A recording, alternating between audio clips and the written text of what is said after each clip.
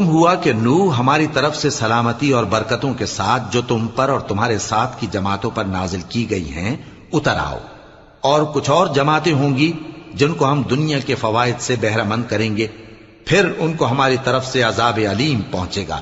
یہ حالات غیب کی خبروں میں سے ہیں جو ہم تمہاری طرف بھیجتے ہیں،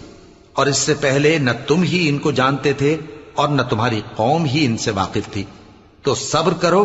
کہ انجام پرہیزگاروں ہی کا بھلا ہے۔ اور ہم نے قوم عاد کی طرف ان کے بھائی ہود کو بھیجا،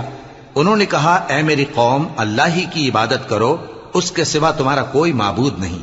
تم شرک کر کے اللہ پر محض بہتان باندھتے ہو۔ میری قوم، میں اس واعظ و نصیحت کا تم سے کچھ صلہ نہیں مانگتا، میرا صلہ تو اس کے ذمے ہے جس نے مجھے پیدا کیا، بھلا تم سمجھتے کیوں نہیں؟ اور اے قوم، اپنے پروردگار سے بخشش مانگو، پھر اس کے آگے